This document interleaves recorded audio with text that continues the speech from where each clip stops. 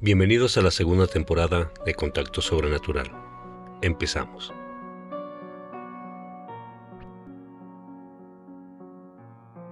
Estamos aquí en el primer episodio del podcast, que también lo vamos a transmitir en YouTube. Estoy con mi querido hermano y amigo Alonso Barrios. Desde la secundaria, mi hermano, nos conocemos. Tenemos muchísimas historias que platicar, que contar, que revivir siempre que nos vemos. Para mí es un honor que estés aquí con nosotros, platicándonos muchas cosas que has vivido, que te ha tocado experimentar en tu vida, en tus trabajos. Me gustaría mucho que te presentaras, que nos compartieras un poquito de la persona que eres, de tu formación, y vamos, simplemente para conocer un poquito más de la entrevista que te vamos a hacer hoy. Claro que sí, mi hermano, y para mí es un gusto el que podamos estar coincidiendo.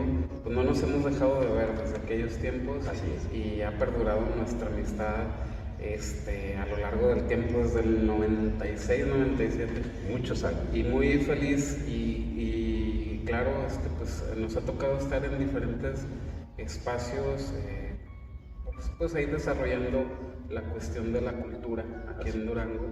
Y pues en ese sentido Dios me ha presentado la oportunidad de, pues desde niño, desarrollarme en la Catedral de Durango, desde acólito, sacristán, posteriormente en la Galería Episcopal, y ese punto fue un elemento muy trascendental, una piedra angular para que yo pudiera adquirir pues ciertos conocimientos bajo la asesoría tanto de figuras episcopales como de figuras sacerdotales, o incluso dentro del contexto civil. El señor López Aviña, siempre lo he mencionado, que ha sido una figura muy importante para mí, con toda la admiración, y del que aprendí no solamente cuestiones de la cuestión litúrgica, que me llegó a comentar incluso en su lapso cuando le toca participar en el Concilio Vaticano II, y acontecimientos que él llegó a tener durante su gobierno eclesiástico en la iglesia de Durango durante más de 30 años. Entonces son muchísimas vivencias, y también figuras como Miguel Zuviría Estrada, que en paz descanse, quien también fue una figura que me impulsó a desarrollarme como historiador.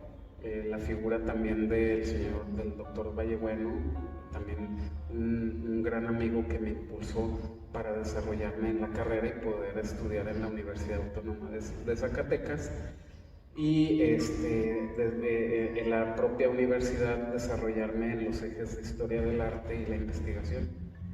Entonces, durante todo este lapso, el aprender la liturgia, la cuestión del acomodo de la misa, la cuestión de desarrollar la misa con toda la pompa, o sea, el estar inmerso en esa situación de poder realizar todos los preparativos para diferentes misas en cada periodo de la iglesia, en cada ciclo, pues sí te va impactando el hecho de preparar el misal para leer, tener preparado la lectura, y que si no subía alguien, pues tenías que hacerlo tú.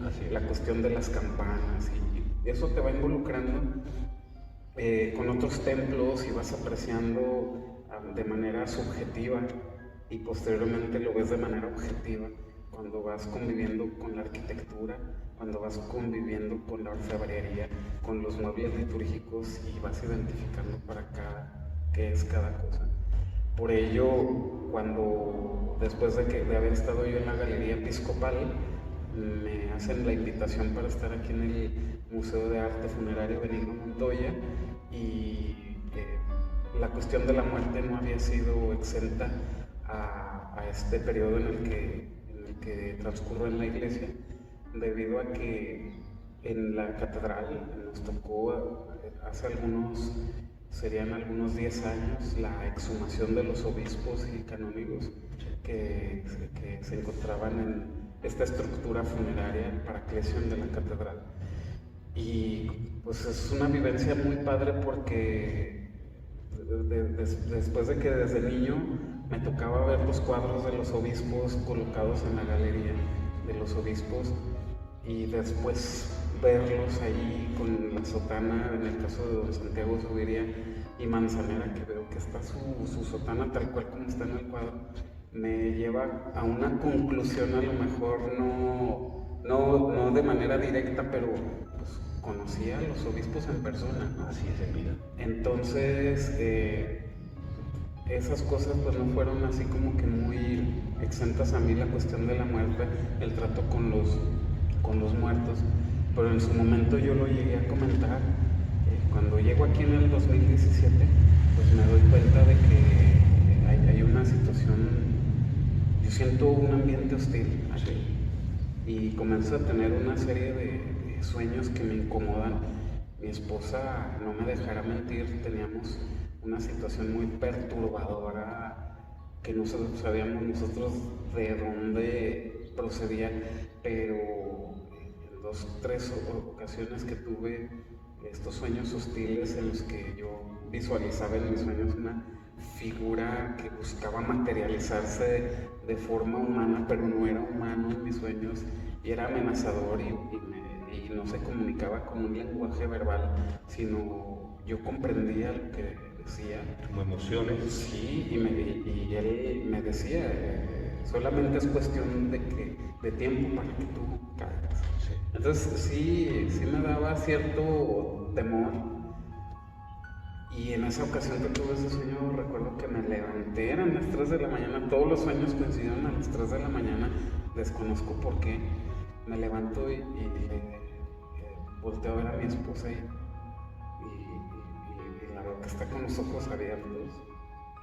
Y ¿estás despierta? Sí. Y de repente hasta yo me asusté un poco y le digo, ¿qué tienes? Me dice, tengo miedo.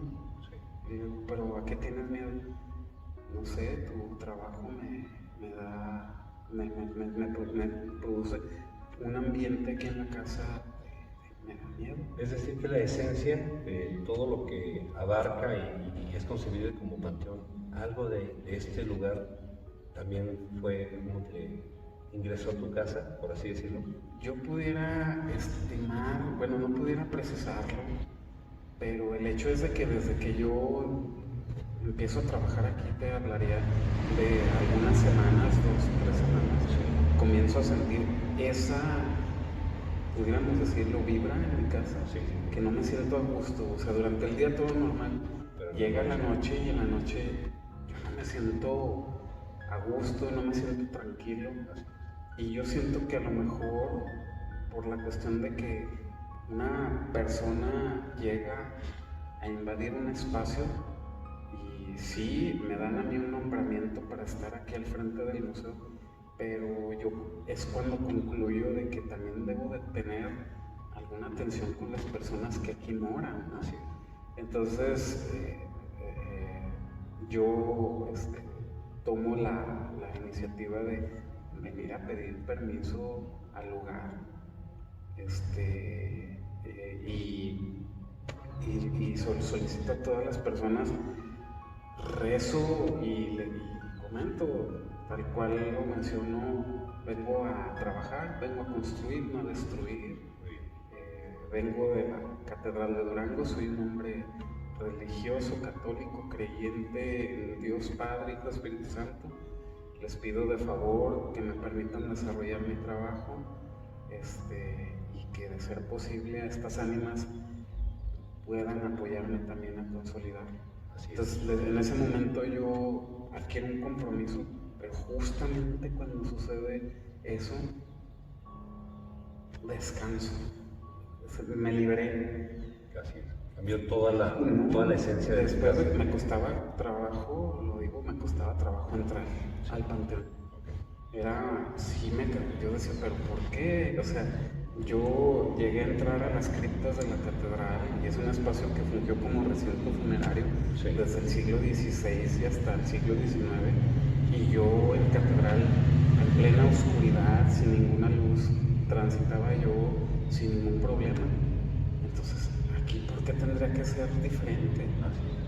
Lo veo como un espacio, sí, así, con ciertos rasgos similares en ese contexto de la muerte, Y aquí lo siento abismal, lo siento con una penumbra, una oscuridad muy profunda. Una carga muy particular, ¿no? Después de ese cambio, esa oscuridad que sentía hostil y con una penumbra abismal se cambia a una oscuridad en la que yo me siento cobijado. Protegido.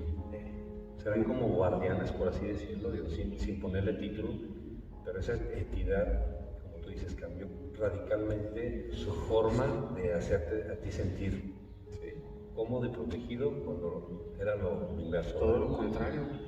Sí, me sentí cobijado y trabajando aquí posteriormente, altas horas de la noche, me siento completamente cobijado, al grado de tener la seguridad de que si yo escucho que alguien camina o alguien, por mi mente en un primer momento no cruza la idea de que pudiera ser alguna manifestación paranormal, sino que en un primer momento, como dijeran, cuídate de los vivos, y después consideras ver si es algo muerto. Ahora, mi reacción natural, espontánea, es siempre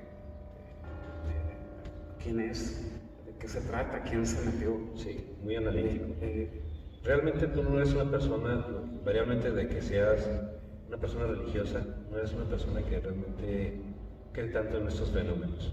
A menos que sea algo muy, muy visible, muy tangible, y que realmente después de estudiarlo descartes cualquier cosa, ¿verdad? Fíjate, Miguel, que en lo que respecta a lo que a mí, la asesoría, la formación que a mí me han dado, las figuras que han estado cerca de mí, figuras ya como historiadores, sacerdotes y todo.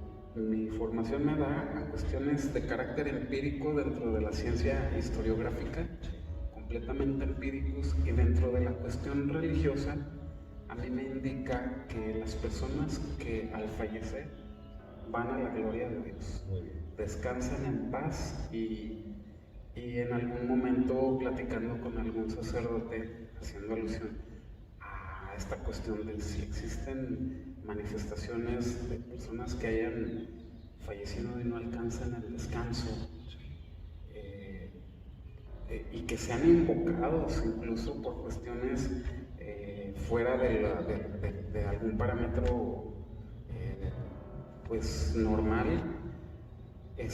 Lo único que me dice el sacerdote, que uno incurre a buscar más bien figuras demoníacas, no una figura propiamente que hubiera sido humana, un espíritu humano. Eso es lo que a mí me dicta la formación y mi asesoría por parte de los sacerdotes y por parte de historiadores. Sin embargo, sí quiero comentar y mi esposa no me dejará mentir, porque generalmente esas situaciones me han acontecido, sí, algunas de manera individual, que me cuestiono qué pasó, y otras que sí me han pasado con mi esposa. En algún momento en mi casa tocaron la puerta por estar leyendo libros que no debí leer, y que en un primer momento yo creía que eran libros, pues sí, de ocultismo, pero yo no los tomaba tan en serio. Yo creía que era alguna cuestión sin ninguna importancia y resulta que no. Entonces me tocan la puerta y es donde yo digo, ¿qué pasó? ¿Y quién es? No me lo podía creer. Y a partir de ahí una serie de sueños que sí me perturbaron, y todavía hasta en fechas recientes. Y situaciones que, por ejemplo, yo antes de trabajar aquí como coordinador del Museo de Arte Funerario, me tocó visitar el Panteón de Oriente por la noche en los recorridos nocturnos con otros guías, turoperadores, que desarrollaron un trabajo muy padre, cada uno con su propio matiz, con sus propias características, y que todos fueron por invitación. Alonso, quisiéramos que nos acompañes, que visites el Museo de Arte Funerario, nos des tu punto de vista. Y fue en un recorrido con el conde de la Capa Negra, don Laureano, en paz descanse. Venimos mi esposa y yo, recibimos el recorrido. Él traía una dinámica de integrar su recorrido con personajes. Era un recorrido sí cultural, sí metía temas históricos, pero también integraba algunos personajes que de repente te jalaban el pie, te ponían la mano, entonces andabas medio estresado en el panteón. Entonces estamos aquí atrás de la capilla y nos está mencionando que en el área del columbario durante el periodo revolucionario se llegó a utilizar como paredón. Nos habla de la cuestión de la toma de Durango y la participación que hay aquí en ese conflicto en el Panteón de Oriente. Entonces él menciona, aquella área es el Panteón de los Niños. Yo traigo a mi esposa de la mano y me dice, aquellas luces que se ven por allá se dice que son las almas que surgen de los niños para jugar con los juguetes que traen sus papás. Y yo dije, a ver, don Laureano, ¿cuáles luces? Aquellas que están allá. Entonces me quedé viendo fijamente y sí, pudiera estimar algunos 50 kilómetros hacia el fondo, en diagonal, se veían unas luces que se movían, parecían unas luces como cuando uno no enfoca muy bien en la noche y se ven esas estelitas. Ajá, así se veían. Entonces yo le dije a mi esposa, ¿las ves? Me dice, no, yo no veo nada. Le dije, allá están esas luces. El grupo continuó, se fue en dirección hacia la Capilla Sarabia y avanzó más adelante. Y yo me quedé aquí atrás con mi esposa y le dije, allá están las luces. Me dijo, yo no veo nada. Le dije, ven, acompáñame, porque se me hace que ha de ser uno de los fantasmas que trae. Sí. Y ha de estar hasta a lo mejor con una lamparita. Empezamos a caminar hacia allá. Vamos caminando por el camino empedrado. Y de repente empezamos a escuchar una cantidad de voces impresionante, como si llenaras a lo mejor un estadio de gente que están hablando y de repente se dispersa. Sí. Entonces, mi esposa me aprieta la mano. En ese tiempo era mi novia. Sí. Vamos caminando y luego de repente se vuelve a escuchar. No te pudiera decir que más fuerte, porque no estamos hablando de decibeles, pero se definía más. Sí. Se escucha de una manera más prolongada y se dispersa. Y me dice mi esposa, ¿escuchaste? Le dije, pese a que sí había escuchado, le dije, no, vamos allá adelante. ¿Por qué? Porque en ese momento yo sabía que si le decía que sí había escuchado, me hubiera regresado. Sí. Y yo seguía con la duda, le dije, mira, allá está, debe de estar el actor con la lámpara. Y yo no perdí de vista la luz y seguí caminando. Se vuelve a escuchar aún más definido, se escuchan voces. Yo recuerdo que entre tantas voces que logré escuchar, definí una voz en particular de una mujer que se sumaba a esa cantidad de personas que eran muchísimas lo que yo escuchaba y de repente se perdía. Entonces me dijo, ¿oíste? Y se paró mi esposa. Y le dije, sí escuché. Entonces ya habíamos avanzado suficiente como para poder distinguir que no había nadie. Y le dije, ¿sabes qué? Vamos a regresarnos. Y nos regresamos. Me dijo, ¿oíste lo mismo que yo? Le dije, mira, ahorita saliendo nos vamos a cenar y platicamos. Ahorita no tengo muy claro lo que escuché, pero sí lo quiero abordar. Nos adjuntamos al recorrido nuevamente y finalizó don Laureano y ya salimos del panteón y nos fuimos caminando por aquí por la barra. Yo seguía con la duda, llegamos aquí, vamos a comernos unos tacos aquí a los Corrales. A ver, ¿qué escuchaste? Mucha gente, no me digas. Le dije, sí. Me dijo, sí, le dije, ¿cómo que escuchaste? Era mucha gente. No sé, era mucha gente. Murmullos por todas partes. Como si llena un auditorio, sí. Llena un auditorio de gente, cierra la puerta. Estás por fuera, no escuchas. Abres la puerta, se escuchan muchas voces.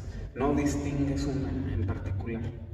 Cierras la puerta y se deja de escuchar. Haz de cuenta esa reacción. Impresionante. Entonces, eso es lo único bajo ese contexto paranormal que yo no entiendo, no comprendo qué es lo que pasó. Ahora, dentro de las cuestiones de la filosofía, hay un libro que me encanta que es La filosofía elemental de Balmes y te indica que tú percibes la realidad a partir de tus sentidos. Pero el hecho de que tú percibas con la vista, con el oído, con el tacto, con el olfato, con el gusto, no significa que tengas un conocimiento total de tu realidad. O sea, tienes sentidos para percibir ciertos rasgos de esta realidad. Sí, sí. A toda esa cuestión que se sale de tu condición natural se le llaman elementos ontológicos. Entonces, el ser humano no tiene la razón total ni la verdad absoluta como para poder negar que existen otras cuestiones que se salen fuera de nuestro entendimiento. Así es, otras realidades. Así es. O sí, son cosas que realmente cambian el pensamiento, rompen un poquito la lógica, porque describiendo un poquito el lugar, están a escasos metros la zona que está destinada al Panteón de los Niños.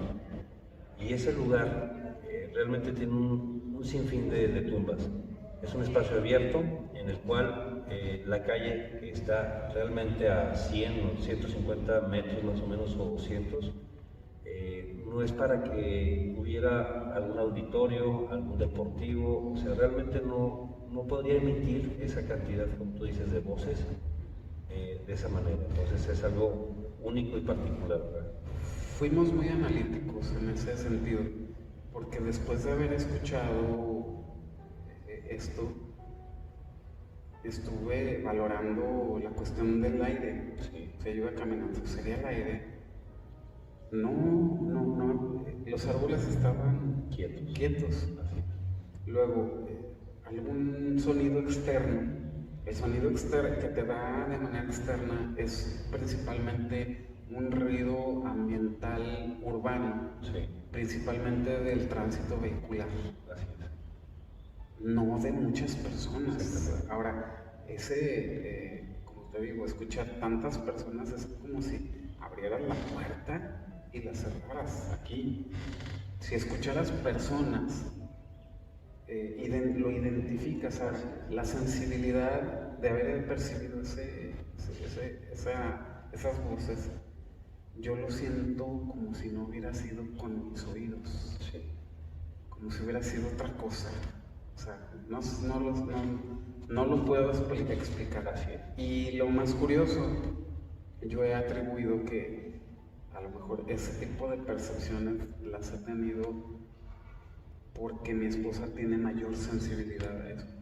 No sé si influya que la llevaba de la mano o algo, pero mi esposa siempre que visita aquí el Panteón de Oriente, algo escucha. Y yo he estado aquí solo y no me ha pasado absolutamente nada después de eso. Pudiéramos estimar que, dada la sensibilidad que puedan tener algunas personas para percibir eso, de alguna manera me vinculé con mi esposa por traerla de la mano, por cualquier cosa que se haya presentado. Y si no han dado caso, empíricamente, ¿qué puede ser? Así es. ¿Verdad?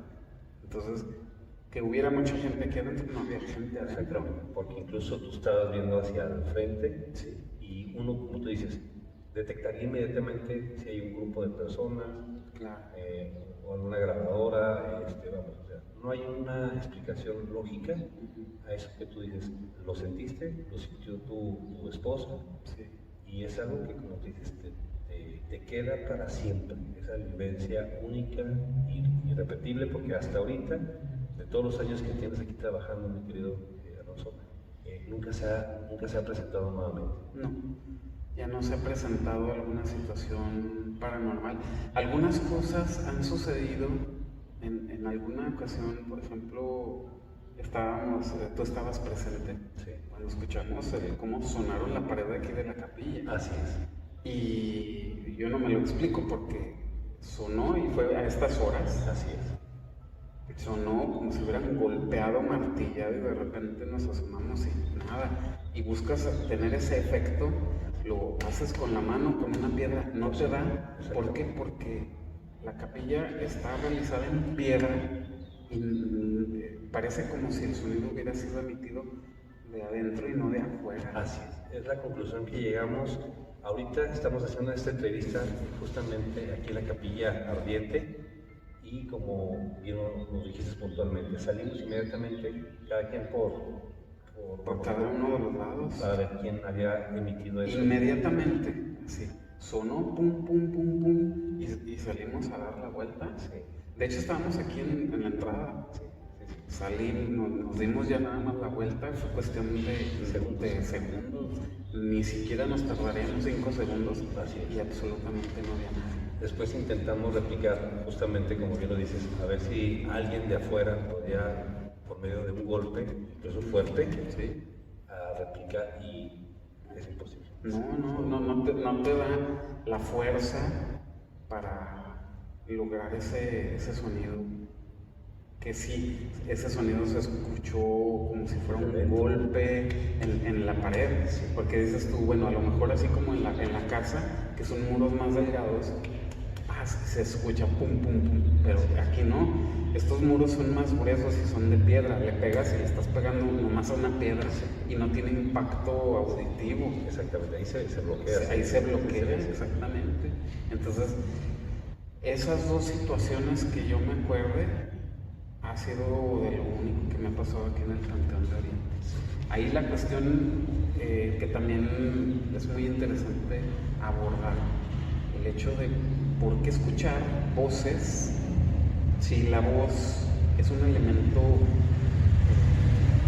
sonoro emitido por un cuerpo físico. Así ¿Qué pudiera ser? Bueno, yo ahí postulo la pregunta, ¿qué pudiera ser? ¿Qué explicación pudiéramos tener, o si trasciende por después de la muerte el que se puedan emitir ese tipo de efectos de lo que fue la persona, o en alguna ocasión platicamos acerca de otras realidades, otras dimensiones en el mismo espacio, radicadas en cuestión de los tiempos.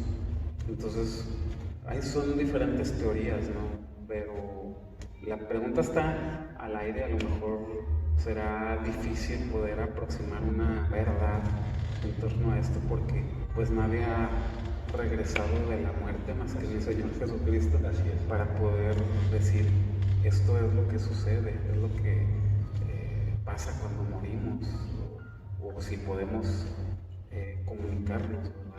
Como tú dices, y al final de cuentas cada uno de nosotros va a experimentar la muerte en un futuro, pero sí rompe la lógica porque el lenguaje transmite emoción y como tú dices, necesitas una serie de elementos como es la lengua, es cuerdas vocales, es pulmón y conciencia para poder emitir voz, incluso la cara. Normalmente en estos espacios ya la mayoría de las personas están ya en ese proceso de descomposición o una descomposición total, en lo cual es ilógico que realmente uno pueda sacar, como tú dices, una respuesta a escuchar con claridad. En muchos casos, ese tipo de conversaciones, de voces, de elementos que realmente nos ponen la piel de gallina, ¿verdad? La cuestión de las energías sería cuestión de valorar qué efecto puede tener el tránsito o la cotidianidad que puede tener un lugar, un espacio, por ejemplo, de oración. Y mira qué curioso, justo cerca de la capilla, escuchar oraciones, escuchar ese tipo de cosas. Es muy interesante y reafirma, de alguna manera se reafirma la vocación que tiene este lugar, ese espacio. Este es el lugar más sagrado del Panteón de Oriente. Esto es lo que convierte que el Panteón de Oriente sea un camposanto. Es el corazón del Panteón. Así es. Y a escasos metros de aquí, mi querido Alonso, justamente hace ratito nos indicabas que ese lugar era también acondicionado para, en algunos momentos o algunas personas, incluso quitarle la vida mediante claro. para fusilarlo, ¿no? Sí, Los contrastes, digo, de este espacio, que es también de un dolor muy profundo, porque cuando uno despide a un familiar, a algún amigo, siempre es un dolor muy profundo. Es un lugar también que está dedicado a la oración, o en su momento estaba dedicado a la oración. Entonces son los contrastes de energía. sí, pues el Panteón de Oriente se va a caracterizar por ser un recinto donde la sociedad viene a llorar. Sí. Aquí venimos a dolernos de ese ser querido o acompañar a ese amigo o a ese familiar por esa persona a la que venimos a despedir. Es uno de los momentos más difíciles, el que perdura, que es la inhumación del cuerpo, y es el momento clave de la despedida. ¿Por qué? Porque en la velación de alguna manera te consuela aún poder verlo para algunas personas. Las personas que aceptan el que en el féretro se encuentre únicamente los restos mortales, más no la esencia de la persona, será para ellos más fácil asimilar el momento del desprendimiento, que es el momento de la inhumación.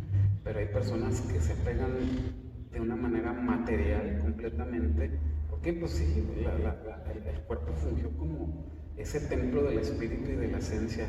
En la filosofía sería el logos de la persona. Entonces, el sepultar, desde el momento en el que escoges la caja y al momento en el que lo van a integrar, ya se siente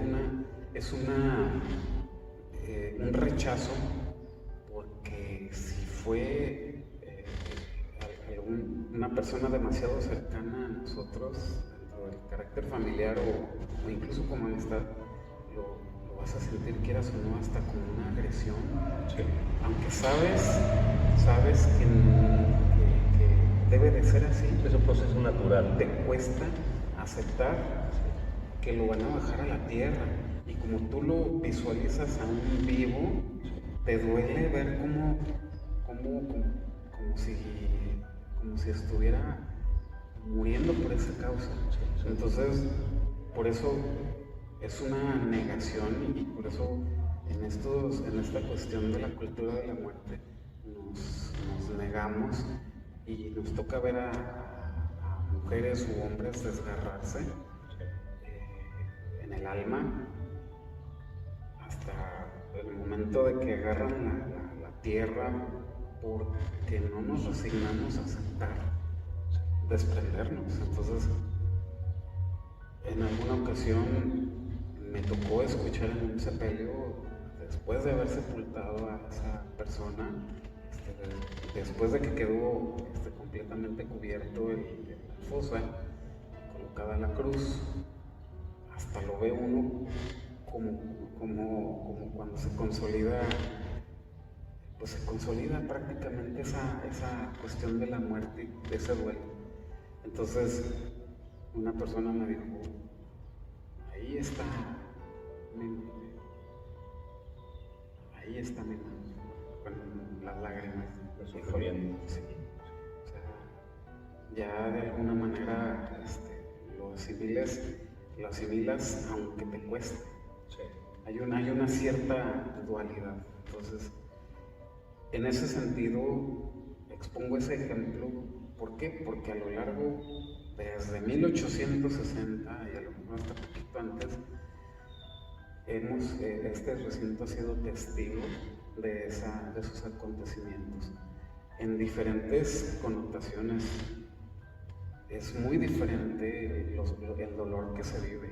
El dolor que se vive por la pérdida de un padre, la pérdida de una madre, la pérdida de un hijo, la pérdida de un hermano, la pérdida de un amigo, o la pérdida del amigo de un amigo. Claro, es la muerte del otro.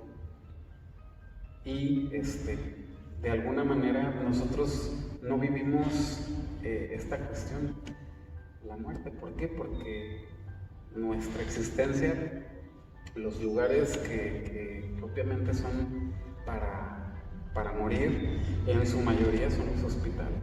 Sí. Y a pocas personas se les da el privilegio, o tienen el privilegio, de morir en sus casas y expresar sus voluntades. Ahí es donde se proyectan las actitudes ante la muerte. Entonces, en ese sentido, predomina en todo ese conjunto el dolor bajo diferentes connotaciones. Por supuesto. Y ahorita decías algo muy puntual, ¿no? El sepultar a un familiar, a un conocido, a un amigo, es realmente un dolor porque es una pérdida. Y en ese vacío, en ese silencio, no encuentra uno ni consuelo ni respuestas. Sí. Y como tú dices bien, en su momento las épocas van cambiando también mucho los sentimientos. No me imagino el dolor de hace 100 años o el poder de las palabras hace 100 años que actualmente. Es una cuestión cultural, se forja una cultura. Sí. Y la percepción o la cosmovisión de la muerte que se tuvo en décadas o en siglos anteriores será muy diferente a los eventos consecutivos. La cultura de la muerte, por ejemplo, este panteón, que tiene esa connotación del romanticismo. ¿Por qué? Porque existía sí una cuestión del dolor y desgarrarse en el hecho de muerte de esas personas, pero existía esa idea de la redención y el reencuentro de las almas. Antes, la cuestión apocalíptica, la cuestión del juicio, la designación al cielo o al infierno. Entonces, ahora la muerte tiene otro concepto. El concepto es completamente de la cuestión de la gloria, pero también persiste en la sociedad y en la cosmovisión de la sociedad el hecho de que las almas perduran en pena, aún pese a que litúrgicamente se asignan a las almas completamente a alcanzar la gloria de Dios y que adquieren el perdón por la infinita misericordia de Dios. Pero como vivimos en una sociedad de libre pensamiento, las percepciones de la muerte van a ser diferentes en diferentes sectores de acuerdo a su mentalidad. Así es. Pero en todo, independientemente de la ideología, perdurará el dolor. A excepción de figuras cristianas que me ha tocado ver, en una ocasión me llamó la atención ver que se estaban riendo en un funeral. Sí. Entonces me acerco y me encuentro a unas conocidas que practican la religión y les hago el comentario y no, para ellos es un acontecimiento muy feliz. ¿Por qué? Porque ya están en paz. Entonces ahí ya nosotros apreciamos la visión, la cosmovisión de la sociedad. La ideología como desde un punto puede, como tú dices, puede ser el dolor más profundo a pensar o imaginar que es la liberación y por lo tanto hay que hacer un festejo.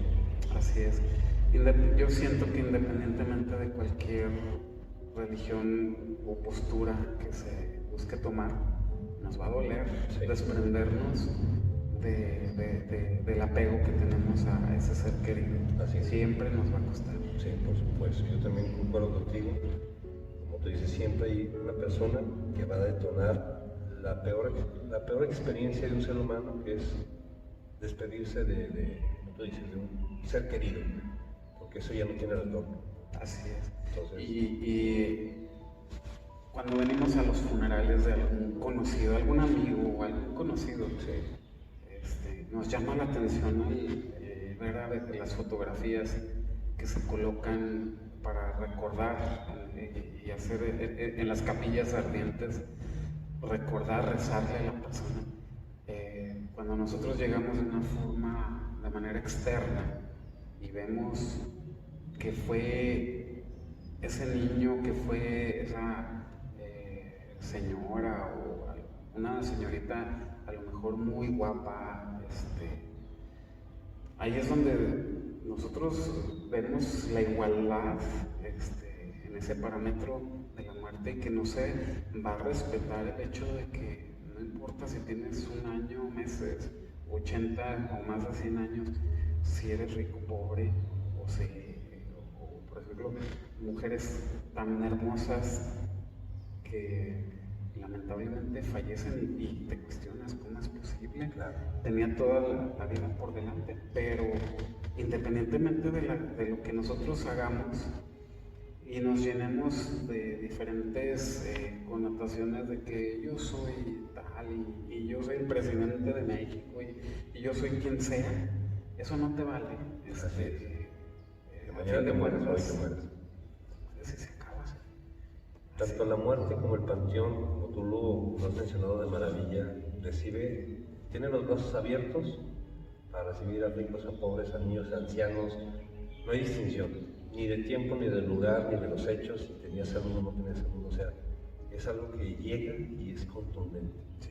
Y lo vemos cuando, por ejemplo, vemos personas que les declararon cáncer. Sí. Y pasan años, pasan décadas y siguen enfermos de cáncer. Así es. Y se están despidiendo, no mueren. Pero durante ese lapso falleció una persona ya más joven o una persona muy atlética que siempre llevó una alimentación muy sana.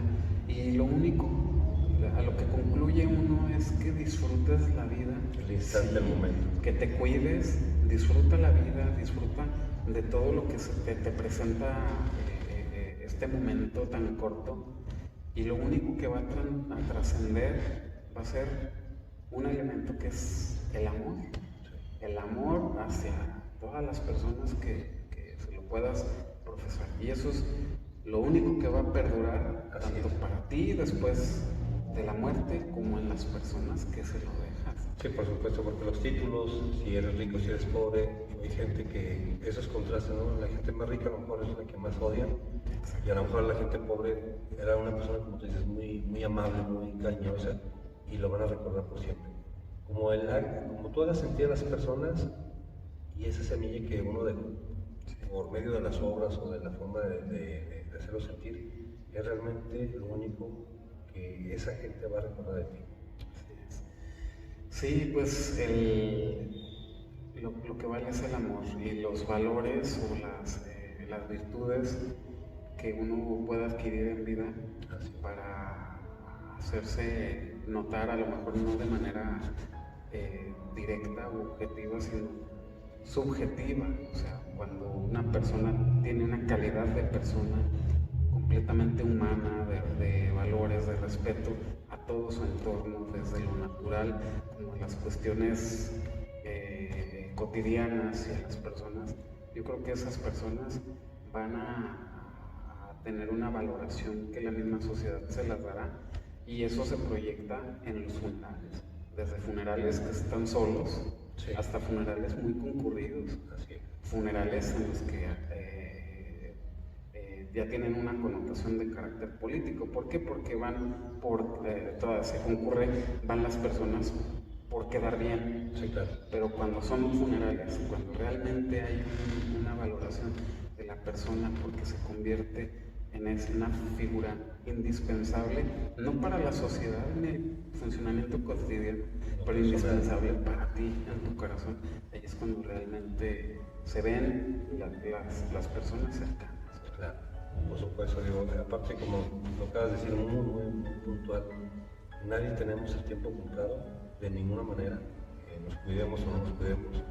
Y yo creo que el abrir los ojos realmente es un milagro y es un presente increíble, porque tú y yo tenemos ahorita afortunadamente la oportunidad de estar aquí, pero cuántas personas ya no despertaron el día de hoy.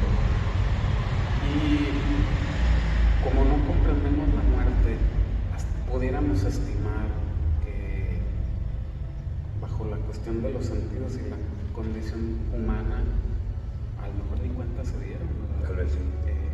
O a lo mejor sí se dieron, si materializamos esa cosmovisión de finales del siglo XVIII en la que se percibe uno a sí mismo viéndose.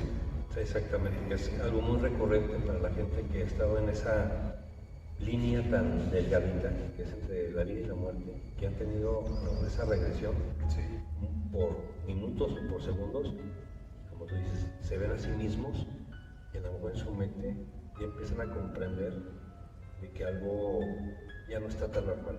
Claro, esa es una visión muy de finales del siglo XVIII, perdura todavía durante el XIX y ahí todavía en la actualidad incluso se maneja en la cuestión de las películas.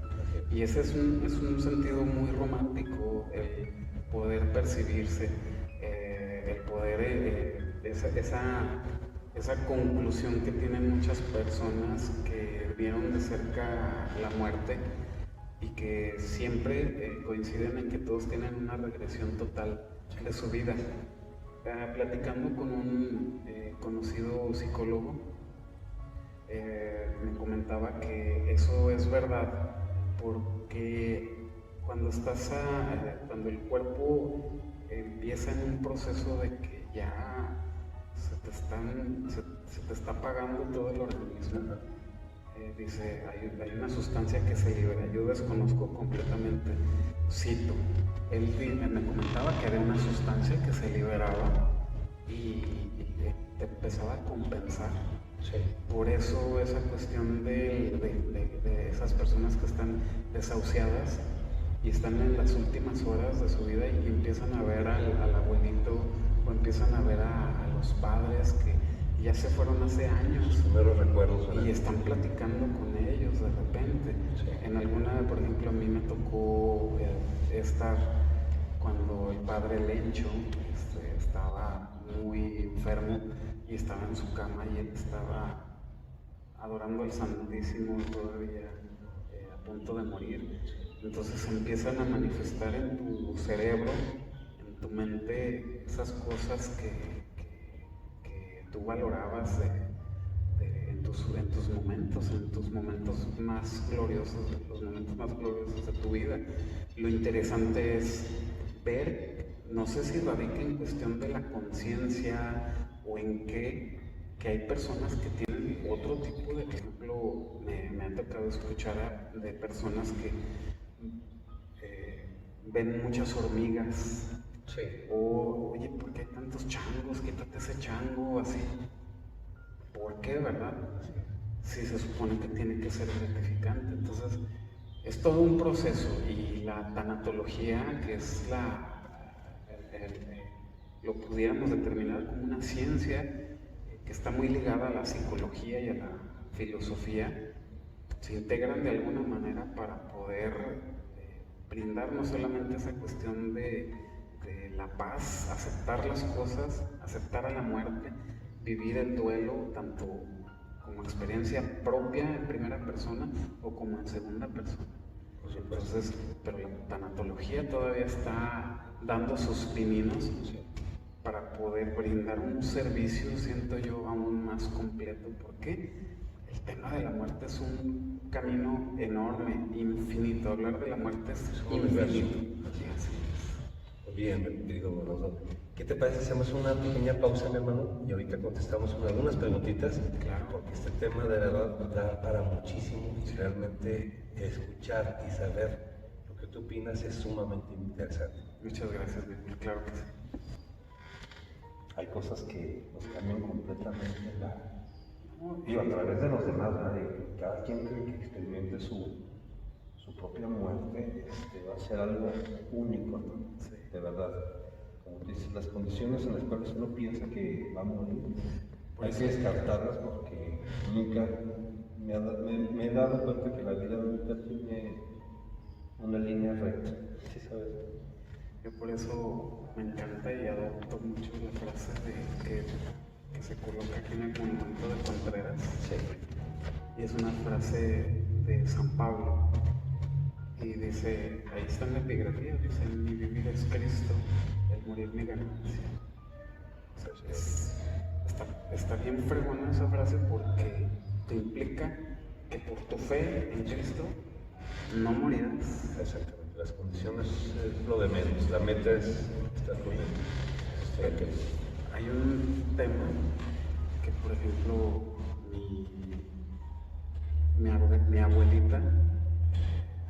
me dio una enseñanza muy padre, que fue,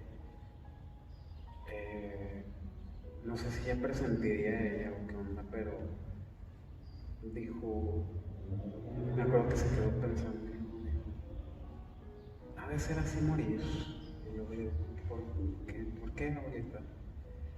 Me dice, yo creo que durante toda tu vida, si negaste la existencia, si negaste a Dios, en el momento en el que tú has de morir, se te ha de presentar esa figura tan hermosa, tan grande, inconcebible tal vez para ti en esa connotación después de la muerte, de lo que te defina como tal, que te vas a quedar tan maravillado que como tú lo negaste y tú negaste su existencia, pues él realmente no existe, pero no existe porque tú tuviste la voluntad o tú así lo creíste que no era, y él se va a alejar de ti, y el infierno será vivir en ausencia de eso que es glorioso. Esa fue la enseñanza que a mí me dio mi abuela, te diría, yo creo que un año o meses antes de que ella se enferma, porque ya después del proceso pasó otro transcurso de tiempo, pero me quedo mucho con esa enseñanza. Sí, las abuelitas yo creo que nos enseñan mucho de cosas muy valiosas, que a veces uno no las analiza hasta después de tiempo. Te das cuenta que la semilla que nos inculcaron aquí va a marcar muchas cosas de nuestras vidas. Claro. Sí, quién sabe, también está ese tema de las personas cuando presienten, auguran su muerte.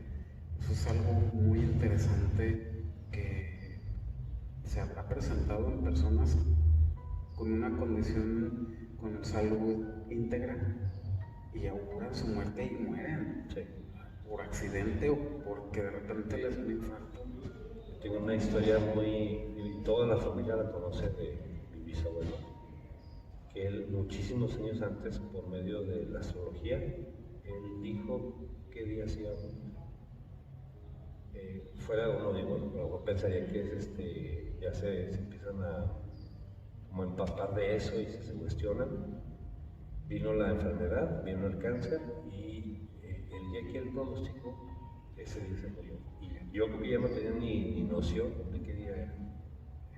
Entonces hay cosas muy misteriosas después de todo esto. Como tú dices, ¿no? Hay gente que dice, ¿sabes qué? Ya se empieza a despedir, empieza a hacer su proceso, de repente ya se murió. Y hay gente que de repente lo da por sentado, que van a durar muchísimo tiempo y nada. De repente son que entonces son contrastes muy fuertes de la realidad de todos nosotros. Así es, vedamos la muerte, le damos la espalda. Falta trabajar aún en una cultura, y yo siento que se están abriendo esas puertas de aceptar la muerte. Ese es uno de los objetivos que tendría la tanatología, el abrirnos a aceptar la muerte como parte de la vida. Y tan es así que, pues lamentablemente no lo quiero manejar como un tema de comercial, pero sí tenemos que estar preparados. Y en el sentido de preparar los paquetes funerarios, no solamente para nosotros, sino para nuestros seres queridos, que así va a ser. Preparar las cosas, la cuestión del testamento, porque luego dejamos un daño aún mayor. Por supuesto, conflictos. Y el objetivo es que estemos tan listos como para vivir la vida, como para desprendernos de ella, sin dejar pendientes, y dejar todo en orden, y hasta de ser posible de entregar las cosas en vida, porque el aceptar tu condición mortal implica también aceptar que no tienes nada.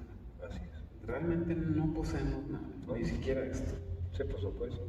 Esto lo dejamos intacto. O sea, en el sentido figurado. Y si te das cuenta, si tú te pusieras en un cuarto oscuro, que tú no pudieras ver a nadie, y llegara una persona sin que tú supieras quién es, pudieras percibir, por ejemplo, no sé si te haya pasado que sientes si es una mujer o si es un hombre sin que te toque. Sí, claro. Puedes llegar a sentir, yo por ejemplo, siento cuando está mi esposa, porque yo ya la percibo a ella, siento a mis hijos. Y entonces, independientemente de esa condición material, está la percepción de alguien, De la esencia. Entonces, si te pusieran en un cuarto oscuro y no supieras ni qué onda, de repente pudieras percibir, aquí hay alguien, aquí hay alguien. Y si pusieran, por ejemplo, yo en el cuarto y de repente, aquí está mi esposa, aquí está, y sí, atinas, prendes la luz y te das cuenta de que sí. ¿Por qué? Porque somos esencia, ¿no? Así es. Entonces, dentro de esa cuestión de la esencia, ver, como te lo menciono, la cuestión de que evidentemente bajo los criterios católicos todos ascienden y alcanzan la gloria, exentos completamente de esta realidad. A lo mejor pudiéramos interpretar nosotros acontecimientos paranormales, a lo mejor alguna actividad que aconteció bajo la apertura de otra puerta dimensional, no sabría cómo decirlo. Lo que sí es que a lo mejor nosotros estamos en un proceso evolutivo, bajo nuestra condición natural biológica. Nosotros no hemos concluido esa evolución. En algún futuro desarrollaremos cerebralmente o físicamente, neuronalmente, no lo sabemos, alguna otra percepción que nos permita tener mayor claridad de otras cosas. Es que yo creo que es el conjunto de todo lo que has dicho, y más, a lo mejor incluso sobrepasa todo lo que pensamos que es lógico y lo hacemos así como muy puntual. Ya como tú dices, ya al estar en esos umbrales y en esos niveles te cambia completamente todo.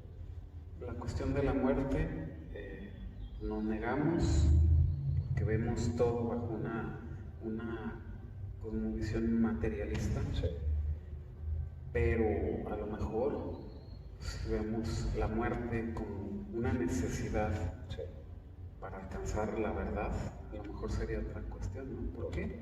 Porque nuestra condición natural no nos permite ver más allá.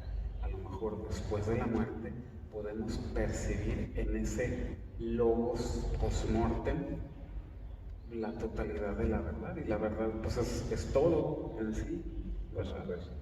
Esa es a lo mejor una hipótesis muy aventurada de mi parte, pero a lo mejor puede ser. Tú has estudiado muchísimo la muerte, mi hermano. Como tú dices, estás empapado en el buen sentido y en el mal sentido también, porque todo eso te va llevando a experiencias personales, ajenas, a entender que esto es todos los días. Y cada persona que va llegando a este espacio o a otros, es nada más cuestión de tiempo. Y va cayendo uno por uno todos los granitos que somos todos, al igual que nuestro tiempo en esta vida, ¿no? Va cayendo y una vez que cae ya no hay vuelta atrás. Definimos la muerte como la cultura te lo engloba, y la muerte te arroja sociedad, te arroja urbanismo, los espacios, la sacralidad, te aborda ciencia, te aborda religión, te aborda arte, te aborda cuestión hasta de mercadotecnia, por supuesto. Entonces, De negocio. la muerte es inherente a la vida. Entonces, hay mucho todavía por definir, y las respuestas las podremos encontrar a lo mejor después de la muerte, o alguna aproximación en vida. No lo vamos a saber a lo mejor de manera pronta, pero lo único que podemos hacer es creer. Es necesario creer y aceptar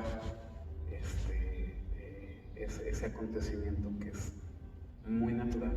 Así es, ¿verdad? Yo siempre valoro muchísimo tu tiempo, tu conocimiento, tu amistad, porque incluso antes y durante de este video, las pláticas que tenemos antes son maravillosas. O sea, antes de preparar este video para ustedes, esta plática, el poder platicar antes previamente, como lo hemos hecho en muchísimas ocasiones, siempre nos arroja una hora o media hora o más y no terminamos, gracias a Dios, nunca de platicar. Sí.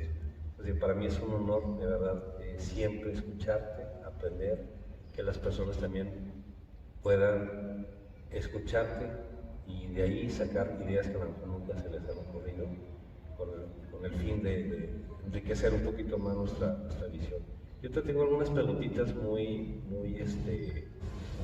superficiales, porque creo que hemos platicado muchas cosas que se han tocado los temas.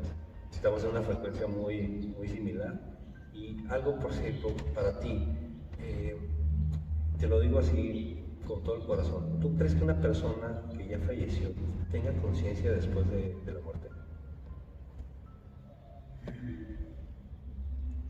Yo creo que pasa a formar parte de Dios. Y a lo mejor, es que está muy interesante esa pregunta. Yo creo que sí estaría consciente de que fue un ser vivo, pero ya el estar en la gloria ya no es tan trascendental considerar lo que fue su condición humana. Pero no dejaría él de tener conciencia de que ahora está en algo más supremo y bueno, seguir lo que... No, porque yo pienso que porque como en vida se hacen las obras, sí. Después la muerte es para el descanso. Okay. Es cuando ya no puedes accionar, no puedes realizar obra, ya no puedes corregir nada. Así se menciona también en unos apartados de San Pablo. La vida es para el trabajo, para construir. Entonces, el ser humano se define en vida, y si existe vida después de la muerte, estarás después de la muerte con la condición de lo que a ti te definió como ser. Si te definiste como un ser íntegro, respetable, honorable, y virtuoso, prevalecerá. Si te distinguiste como una persona de lo más ruin, así es como te definiste. Sí. Tú, en ese sentido que lo acabas de explicar perfectamente, es una pregunta que está al aire. ¿Tú crees en la reencarnación? ¿O crees que nada más hay una única vida y una única experiencia para trascender o para recibir a lo mejor un castigo? Mis creencias me indican que somos una vida nueva. Sí. Y al momento de morir pasamos a la gloria. Sí. Yo también creo que es una única alma la que tenemos, y por lo tanto una única vida y no hay más. Hemos escuchado por ahí algunas hipótesis en las que biológicamente, entre este contexto de evolutivo y de trascender, y que biológicamente no aceptamos la muerte porque buscamos prevalecer. Sí.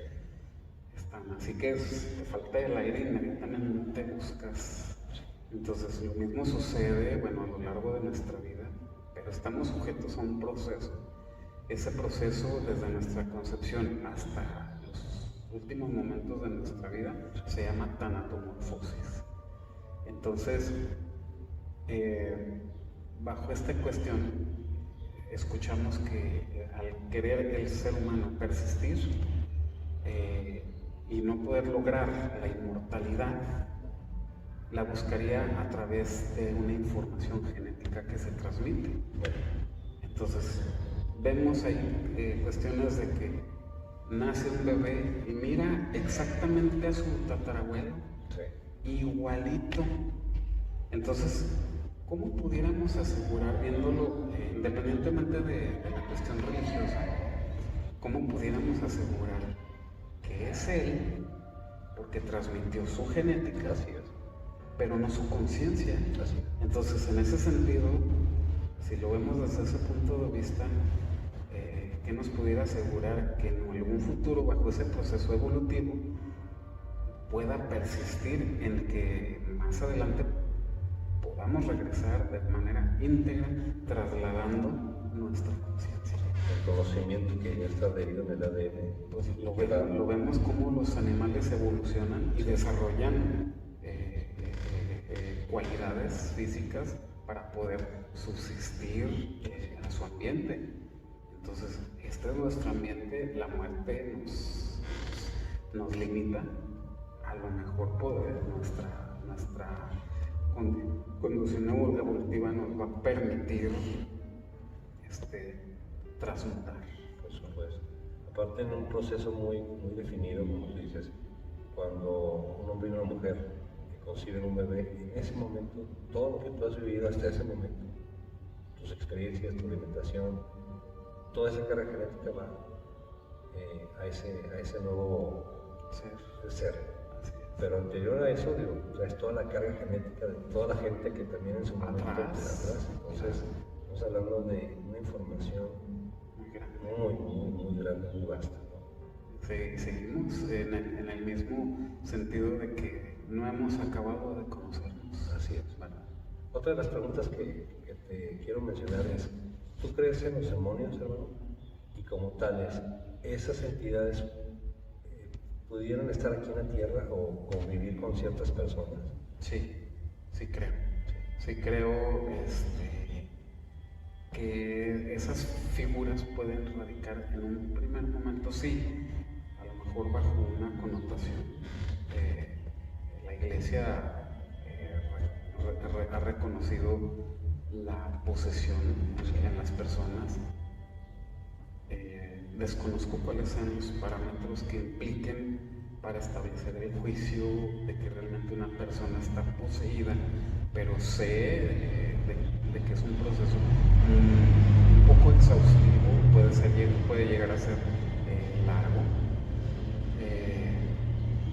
y para ello hay una cuestión que es la demonología. Sí. Y entonces, claro, sí existen los demonios, existe el bien y el mal. Y Dios está muy por encima de todo eso. Sin embargo, existe el libre albedrío. Y en ese libre albedrío nosotros decidimos hacia qué nos entregamos, y esa cuestión de lo malo va a comenzar en nosotros mismos, en el momento en el que nosotros aceptamos esa maldad. En el momento en el que nosotros nos entregamos y nos mostramos negligentes a acciones que no son correctas. Entonces el hombre se corrompe, y al momento de corromperse puede ser vulnerable. Pero también existe la versión, y esto me lo han comentado sacerdotes, de que entre más santo, más vulnerable, exacto, más están ahí, aquí soplándote y buscándote para que te conviertas en... Claro que creo en eso. Justamente te iba a tocar ese tema, los dos contrastes, ¿no? La gente que lo busca y la gente que está muy pegada a las cosas religiosas, a Dios, que es los que yo creo que tienen ataques más fuertes justamente por eso, ¿no? Para debilitarlos, para someterlos, y los dos contrastes son horribles. Una entidad demoníaca no tiene... ¿Tú crees que tenga forma física o es nada más espiritual? Desde tu forma muy personal de entenderlo. Yo de verdad no conozco algún antecedente físico, no lo conozco, por lo cual a mí me hace deducir, en base a lo que yo conozco, que sea una entidad de carácter metafísico, de carácter espiritual. Sí, yo pienso que puede insertarse de alguna manera, adherirse a esa persona que se encuentre débil. Desconozco los factores que lo puedan determinar, pero que se pueda adherir para buscar esa materialidad. Muy bien, muy puntual. En los tiempos actuales, hermano, que estamos viviendo, ya hay cosas muy fuertes que están a nivel mundial, guerras, posibles guerras, una posible hambruna, vamos, simplemente que ya en ciertas ciudades de nuestro país y del mundo ya no hay agua. ¿Tú crees que ya estamos viendo los últimos tiempos, el previo del apocalipsis? Sí, estamos viviendo momentos muy difíciles y es por el hecho de que no nos vamos muy lejos, estamos agotando nuestros recursos, Sí. Hay ya no hay una libertad, sino un libertinaje Sí. de la gente. Busca saciar sus necesidades físicas abandonando completamente otras cuestiones que realmente tendrían valor y sucumbe a la cuestión del placer, a la cuestión de lo que dentro del criterio religioso sería el pecado. Sí, claro. Entonces nos vemos egoístas, vamos más hacia la cuestión del poder, el ego. Sí, claro, o sea, todo eso ha determinado o ha colapsado, es una cadena que desde las figuras más altas del poder han propiciado en las sociedades una falta de cultura, y al tener una falta de cultura hay una descomposición. Entonces eso viene a colapsar en diferentes rubros, en la economía, en la cuestión del medio ambiente, y destruimos. Y de repente podemos tener lapsos de que es que estamos haciendo mal, pero mucha gente tiene insertado el chip básico, trabajo y me compro mi cerveza y a dormir. Consumismo total. Entonces no hay una preocupación por persistir en este mundo. Sí, yo siento que sí estamos viviendo tiempos apocalípticos. Ahí está la cuestión del abandono completamente de los valores cristianos y creencia, pero bajo mi percepción lo siento así. Pues justamente ahorita que decía también de los recursos, ¿no? Estamos en pleno junio y lo que a nivel mundial se tiene destinado por año, justamente este mes ya nos acabamos todo lo que estaba administrado para este año a nivel mundial. Es decir, que ya le estamos pidiendo a partir de los primeros de junio, julio, agosto, septiembre, ya prestado el próximo año en cuanto a recursos. Entonces sí estamos ya en cifras rojas, y es cuestión de tiempo para que empecemos a vivir un colapso alimenticio, de dinero, de muchas cuestiones, ¿no? No, yo creo que hasta la economía va a caer. Así es. Y tendríamos que pelear por el alimento. Por supuesto. Tendremos que generarlo nosotros mismos y ver si la situación climática lo permite. Pues, las guerras, Sí. El tipo de armamento que se va. Armas biológicas, armas nucleares. Lamentablemente sigue insertada en la conciencia del hombre prevalecer y tener el poder del todo y establecer un control de acuerdo al criterio de cada entidad, y eso no es correcto. Deberíamos de tener la libertad de poder adquirir nuestros recursos, establecer una sociedad en la que podamos prevalecer y podamos compartir, podamos crecer todos, pero persiste una figura de poder que busca someter y pues simplemente esta cuestión del COVID es una cuestión muy particular, muy especial, que ha reducido índices poblacionales y se ha ido con familias completas.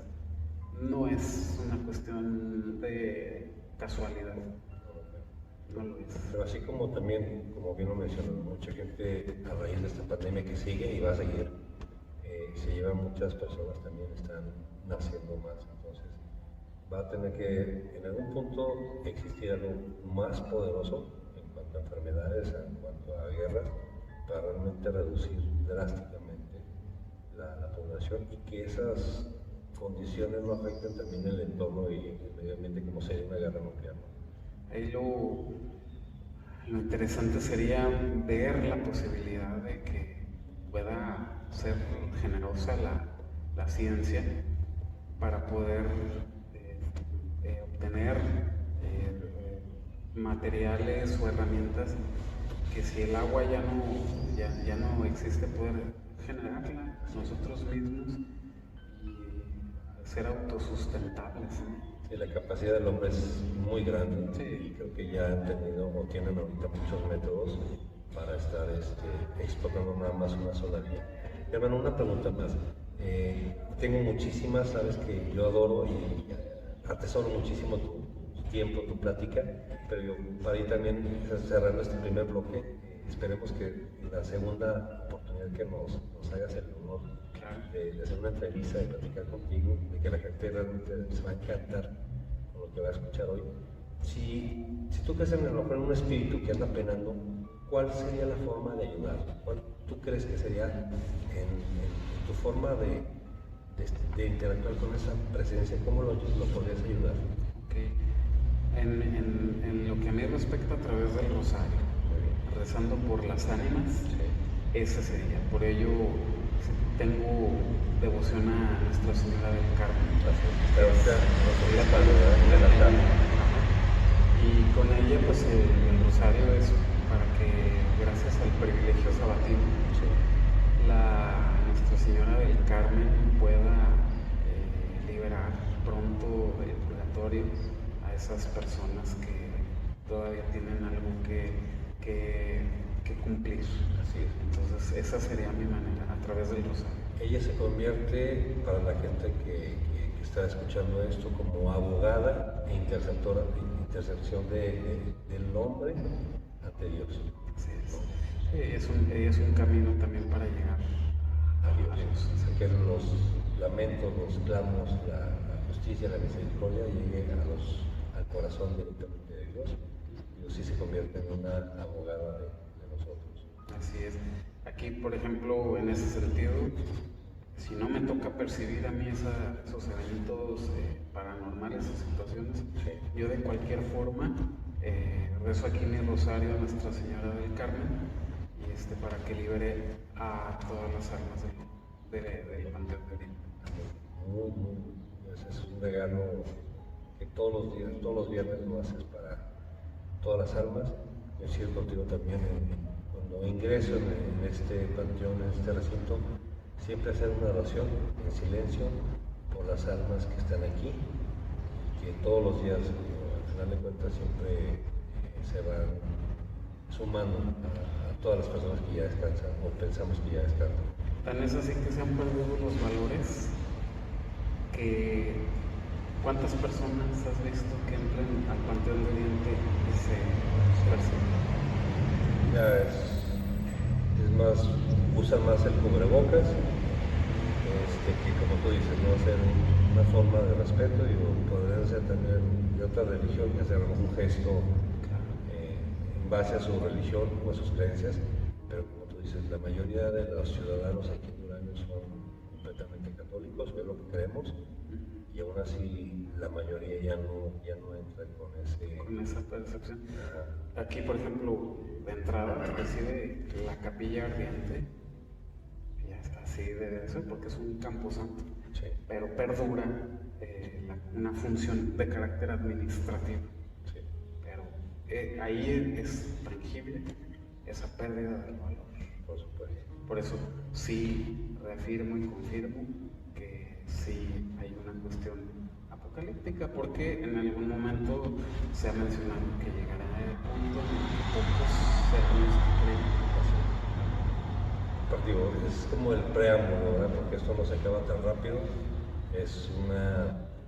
son cuestiones de años o de décadas para que poco a poco eso que ya está escrito se vaya desenvolviendo y vaya uno puntualizando que efectivamente la palabra de Dios es perfecta y se va sumando realmente en base a la humanidad.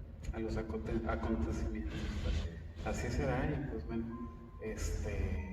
no, ojalá que pueda servir de vínculo para que la gente pueda valorar y comprender la función que tiene, por ejemplo, este espacio y sí darnos cuenta de que sí suceden cosas fuera de nuestro entendimiento y sí están sucediendo acontecimientos muy difíciles y que lamentablemente, bueno, yo tengo hijos y lamentablemente la condición actual pues augura que les heredaremos un mundo un poquito difícil. Sí, muy cambiado, pero bueno, también está entender que en ese momento cada uno tiene la posibilidad de hacer algo o contribuir y cuidar, como tú dices, ¿no? Las cosas que ya tenemos, cuidar el agua, cuidar nuestro entorno y hacer un poquito más conscientes a toda la gente que está a nuestro alrededor de cuidar lo que ya tenemos antes de que realmente sea inevitable que perdamos todo y intentar otra vez fomentar ese cuidado cuando ya va a ser realmente muy tarde. Mi querido hermano, muchas gracias por tu amistad, por tu tiempo. Para mí fue de veras y yo espero que para todos ustedes sea una plática sumamente interesante. Y para la próxima ocasión, extendernos como hasta ahorita, con más temas, con más preguntas y con más cosas que las personas nos indiquen o les haya quedado la duda. Yo encantado, Miguel, sabes que eres mi hermano y te aprecio con mucho cariño a ti y a tu familia. Y para mí es un gusto, un honor estar en tu programa. Te felicito por todo lo que haces, por todos tus logros, por todo lo que has desarrollado y sabes que tienes aquí las puertas abiertas. Muchas gracias, mi hermano. Un placer y nos vemos en la próxima.